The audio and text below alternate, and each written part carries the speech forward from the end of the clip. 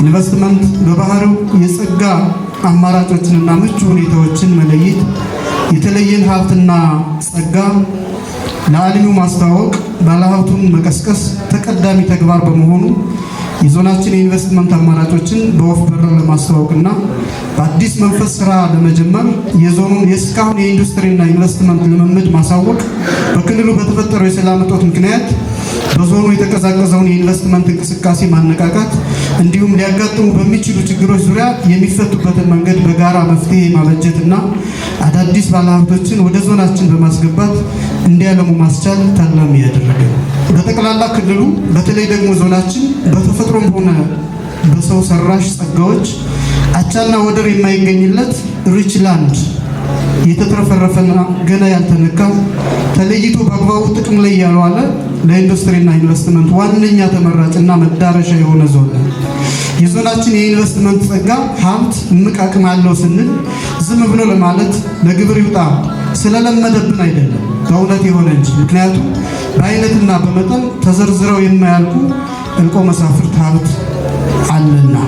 ለአብነትም የዞናችን መልክዓ ምድራዊ አቀማመጥና የአጎራባች ዞኖች ሁኔታ እንዲሁም ዞኑ የከተመበት ከተማ የማዕከላዊነት ስፍራ ስንመለከት ውቢቷን ባህር ዳር ለኢንዱስትሪ ለቱሪዝም ተመራጭ ከተማን አምጦ የወለደና 360 ዲግሪ የከበበ መሆኑ፣ የዞኑ የቀጣይ መጻኢ ዕድል ከተሜነትና ኢንዱስትሪ መሆኑ አይቀሬ ነው። የዞኑ የመሰረተ ልማት ዝርጋታና የምርት የገበያ መችነት፣ የዞኑ ስርዓተ ምህዳር፣ የአየር ንብረትና የግብርና ጅምር መልካም ስራዎቻችን፣ የዞኑ ህዝብ አምራች ኃይል፣ የስራ ባህል፣ የተማረና የሰለጠነ የሰው ኃይል፣ የዞኑ የውሃ ሀብት ከትንሹ ምንጭ እስከ ዓለም አቀፍና አህጉር አቀፍ ግዝፈት ያላቸው ወንዝና ሐይቅ ከታላቁ ከኤደን ገነት ከሚከብና የሚያጠጣ መልከ ብዙ አባይ እስከ ታላቁ ጣና ሐይቅ ባለቤት ስለሆነ የቱሪስት መስህብ መዳረሻነት ቀደምት ታሪክ ባህል ያላቸው ቅርሶች ባለቤት አይነተ ብዙ የማዕድን ሀብቶች ያሉት በጥቅሉ እንደ ሀገር በአምራችም ይሁን ሌሎች የኢንቨስትመንት አማራጮች በክላስተር ደረጃ የመሬት አቅርቦት ዝግጅት የኢኮኖሚ ሉዓላዊነትን እሙን ለማድረግ ሀገርና ሕዝብን ትውልድን ለማላቅ ኢኮኖሚያችን ተወዳዳሪና ጠንካራ እንዲሆን እንደ ሀገር ከተለዩ የሀብት አማራጮች እንዲሁም የተቃና የኢኮኖሚ ማዕቀፍ ተቀርጾላቸው እየተተገበሩ ካሉ ባለብዙ ዘርፍ ኢኮኖሚ ማለትም ግብርና፣ ኢንዱስትሪ፣ ቱሪዝም፣ ማዕድንና ዲጂታል ቴክኖሎጂ ተደምሮ መዋቅራዊ የኢኮኖሚ ሽግግር ለማምጣትና ሁለንተናዊ ለውጥን ለማረጋገጥ የሚያስችል እምቅ ሀብትና አቅም ያለው ከባቢ ስለሆነ አምራች ኢንዱስትሪው ሌሎቹንም ዘርፎች ይዞ የሚያድግ ከሆነ ሁሉም ዜጋ የተሻለ ገቢ እንዲኖረው ማስቻል ነው ማለት ነው።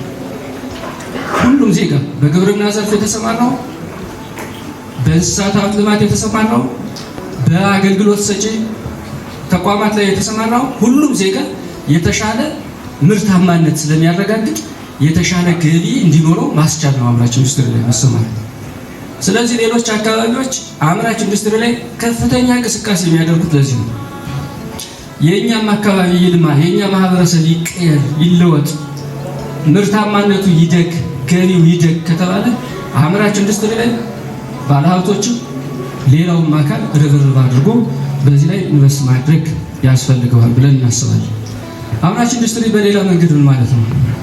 የሀገርን ደህንነትና ሉዓላዊነትን ያረጋግጣል። አምራች ኢንዱስትሪ ከፍተኛ ምርታማነት የሀገርን ደህንነት ያረጋግጣል።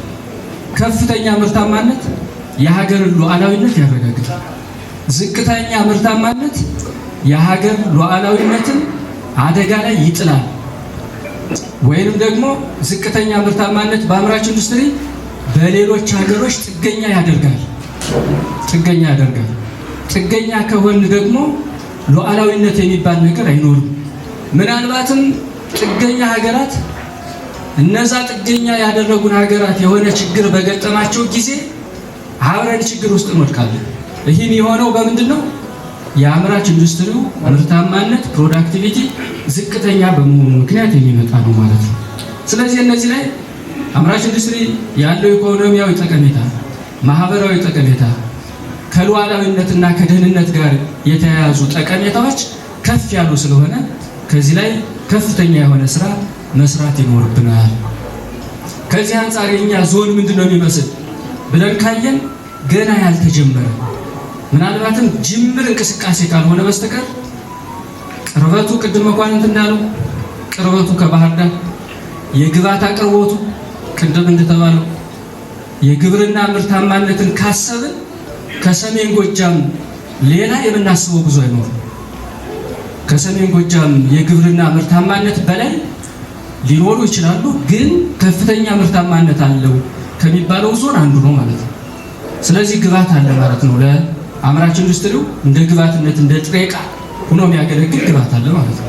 የአሻጋሪ እድገትና ዘላቂ ልማት እቅድ አቅደን በርካታ ስራዎችን እየሰራን እንገኛለን። ስራ ብቻ ሳይሆን ህልም ብቻ ሳይሆን የሚጨበጥ የሚዳሰስ የሚታይ ውጤትም ጭምር በአማራ ክልል ችግርም ውስጥ ሆነን አምጥተናል።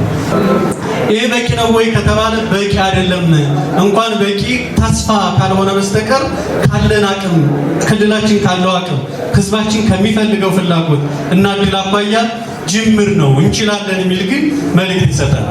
ከዚህ አኳያ የምንችለውንና የአቅማችንን እና የፍላጎታችን ያህል ድረስ እንድንፈጽም ምንድነው የጎደለን ከተባለ ሰላምና አንድነት ትልቁ ፈተናችን። ሌላው ችግር የምንሻገረው ሌላው